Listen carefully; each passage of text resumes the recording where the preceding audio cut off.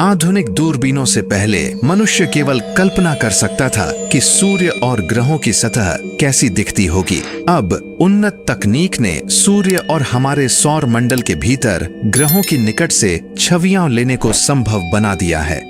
अब तैयार हो जाइए सौर मंडल को इस तरह देखने के लिए जिस तरह आपने पहले कभी नहीं देखा।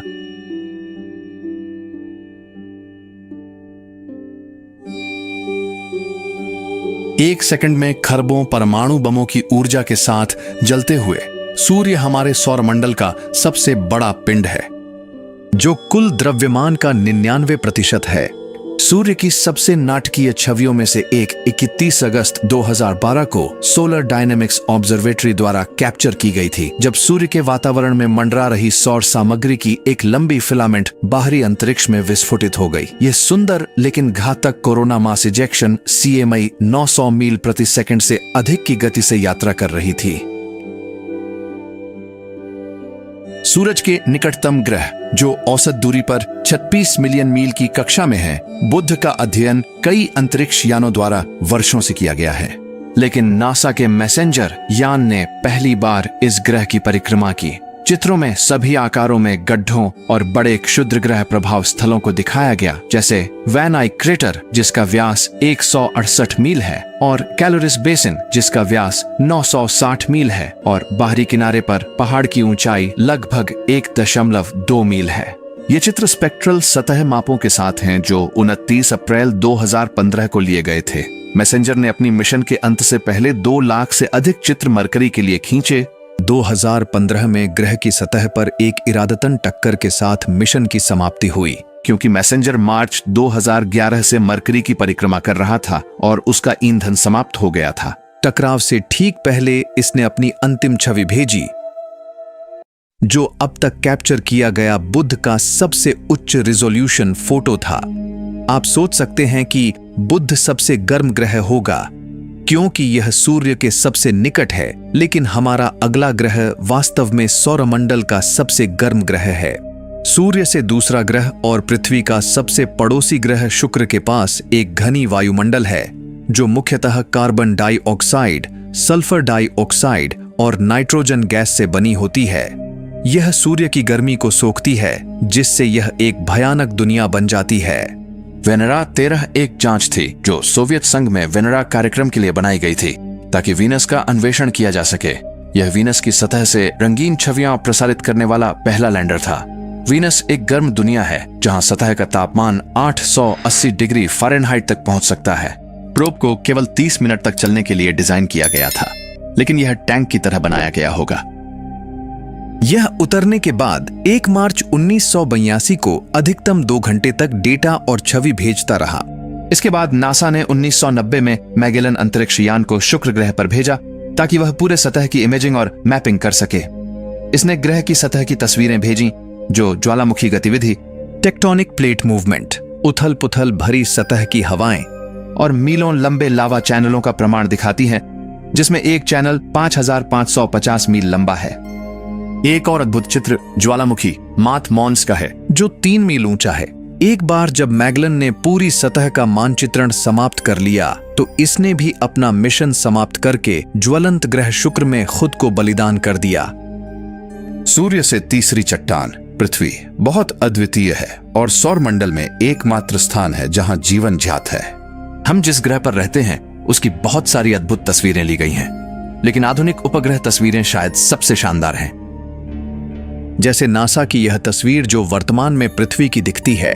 यह अद्भुत सच्चे रंग की तस्वीर नासा के moderate resolution imaging spectro radiometer द्वारा पृथ्वी से 22,000 मील ऊपर से ली गई थी। यह उत्तरी और दक्षिणी अमेरिका को स्पेस से दिखाती है। पृष्ठभूमि में चंद्रमा भी एक अतिथि के रूप में दिखाई दे रहा है।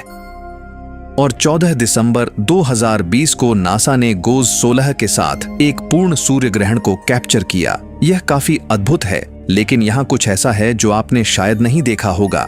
मार्च 2011 में एक रूसी उपग्रह जिसका नाम इलेक्ट्रोएल है ने पृथ्वी की अविश्वसनीय रूप से विस्तृत छवियां कैप्चर की, जो नासा की छवियों की बराबरी करती प्रतीत होती हैं। कई लोगों का दावा है कि वे अधिक सटीक हैं और विभिन्न चीजें दिखाते हैं, लेकिन नासा कहता है कि वे सटीक नहीं हैं। हमें यकीन नहीं है, लेकिन आप किस छवि को सबसे अच्छा मानते हैं? और वैसे क्या आपको मैसेंजर अंतरिक्ष यान याद है?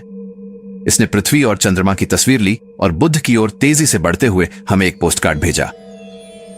मंगल ग्रह हमेशा से मानवों के लिए बड़ी रुचि का विषय रहा है।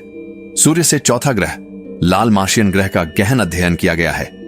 वाइकिंग ऑर्बिटर 1 ने 1978 में मंगल की शानदार तस्वीरें ली, जैसे वल्लेस मारिनेरिस की यह फोटो। और वाइकिंग 2 ऑर्बिटर ने एक छवि ली जिसमें दक्षिणी ध्रुवीय मैदान और ध्रुवीय बर्फ की टोपी दिखाई गई। 2013 में यूरोपीय अंतरिक्ष एजेंसी के मार्स एक्सप्रेस ने हेबेस चश्मा की अत्यंत विस्तृत छवि ली, जो वल्लेस मैरिनेरिस का उत्तरीतम भाग है, जैसा कि इन छवियों से बनाई गई इस फिल्म में देखा गया है। लेकिन तब से 4 रोवर्स पहले ही ग्रह की सतह पर अध्ययन कर चुके हैं और फोटो खींच रहे हैं। मार्स क्यूरियोसिटी रोवर से प्राप्त तस्वीरें, जिसमें एक सेल्फी भी शामिल है, दूसरी दुनिया की सतह की सबसे अविश्वसनीय तस्वीरें थीं। यह 1.8 अरब पैनोरामिक दृश्य है, जो क्यूरियोसिटी द्वारा देखे गए मंगल के 1200 से अधिक छवियों से बना है, जो अभी भी संचालन में है। हमारे सौरमंडल का सबसे बड़ा ग्रह गैस दानव बृहस्पति सबसे अद्वितीय दिखाई देता है अपनी विशाल ग्रेट रेड स्पॉट के साथ, जो ग्रह पर एक तूफान है जो 350 वर्षों से चल रहा है और इतना बड़ा है कि यह पृथ्वी को निगल सकता है। 10 जुलाई 2017 को जूनो अंतरिक्ष यान ने विशाल लाल धब्बे के ऊपर से केवल 5600 मील की ऊंचाई पर उड़ान भरी और विशाल तूफान की अब तक की सबसे नजदीकी तस्वीर ली। ये दूर से ली गई छवि बिल्कुल वैसे ही ली गई है जैसे हम सच में जुपिटर के ऊपर हों, लेकिन जूनो ने ध्रुवीय क्षेत्रों की अविश्वसनीय छवियां भी कैप्चर की जो पृथ्वी से नहीं देखी जा सकती। और जो खगोलविदों को आश्चर्यचकित कर गया वह ये था कि बृहस्पति के उत्तरी ध्रुवीय केंद्र में 8 तूफान घूम रहे हैं और वे एक सटीक ज्यामितीय पैटर्न में व्यवस्थित हैं। तूफान बृहस्पति के वायुमंडल में स्थायी स्थलों की तरह दिखाई देते हैं, सामान्य मौसम की तरह नहीं। लेकिन और भी अद्भुत तस्वीरें आएंगी और 13 नवंबर 2018 को जेनोकैम इमेजर के डेटा का उपयोग करके जीनो से एक नई तस्वीर बनाई गई जो विस्मयकारी है। और 27 जून को वर्ष 2019 में हब्बल टेलीस्कोप ने ग्रह की विशेषता ग्रेट रेड स्पॉट को कैद किया, जो रिसर्चर्स के अनुसार सिकुड़ रहा है। सौरमंडल में सबसे सुंदर खगोलीय पिंड के लिए नंबर 1 दावेदार के रूप में शनि को उसकी प्रतिष्ठित अंगूठियों के साथ हराना कठिन है। और शायद अब तक के शनि के सबसे अच्छे चित्र कैसिनी ह्यूजेंस अंतरिक्ष यान से आते हैं। 21 अक्टूबर 2002 को अंतरिक्ष यान शनि से 177 मिलियन मील दूर था जब इसने यह फोटो खींची, और 27 मार्च 2004 को जब यह और करीब आया, शनि की कक्षा में आगमन के निकट यह प्राकृतिक रंग की तस्वीर ली। अब यहां शनि की एक अद्भुत छवि है जिसे आपने पहले कभी नहीं देखा होगा। यह शनि है जो सूर्य द्वारा प्रकट है और उस अतिरिक्त प्रकाश के साथ कैसिनी पृथ्वी से असंभव तरीके से रिंग सिस्टम की छवि लेने में सक्षम था और परिणाम है शानदार। लेकिन 2004 में हबल टेलीस्कोप भी इस कार्रवाई में शामिल था और एक अद्भुत फोटो खींचा। 2016 में कैसिनी अंतरिक्ष यान ने शनि के उत्तरी गोलार्ध की तस्वीरें भेजी। जो वैज्ञानिकों को देखकर आश्चर्य हुआ वह था षटकोणीय वोर्टेक्स स्टॉर्म। इन्हें स्टडी तो किया गया है लेकिन कोई नहीं जानता ये आखिर कैसे बनते हैं। 15 सितंबर 2017 को अंतरिक्ष यान ने गैस जायंट की ओर अंतिम चढ़ाई की और यह अंतिम छवि भेजने से पहले शनि के वायुमंडल में उल्का की तरह जल गया। सूरज से 7वां ग्रह, जिसे उसके किनारे पर घूमने के कारण साइडवेज प्लेनेट के रूप में जाना जाता है, वोयाजर 2 ने 1999 में ग्रह के पास से उड़ान भरी और यह तस्वीर 3 कलर फिल्टर्स का उपयोग करके ली। और 11 और 12 जुलाई 2004 को केक टेलीस्कोप द्वारा प्राप्त अरुण ग्रह की एक समग्र छवि प्रकाशित की गई जो बर्फीली ठंडी दुनिया और उसके छल्लों को दिखाती है। जो चमकीले धब्बे आप ग्रह की सतह पर देख रहे हैं वो ऑरोरास है। नवंबर 2011 में हबल टेलीस्कोप ने यूरेनस की एक अद्भुत छवि ली और एक रंगीन फोटो एक बर्फीले नीले गोले को लाल घेरे के साथ दिखाती है। और 2017 में हब्बल टेलीस्कोप ने फिर से यूरेनस पर ऑरोरस को कैद किया। नेपट्यून हमारे सौर मंडल का 8वां ग्रह है और यह सूर्य से सबसे दूर है। वॉयेजर 2 ही एकमात्र अंतरिक्ष यान है जो नेपच्यून के करीब गया है। अंतरिक्ष यान द्वारा ली गई एक छवि ग्रह की सतह पर एक विशाल तूफान को दिखाती है।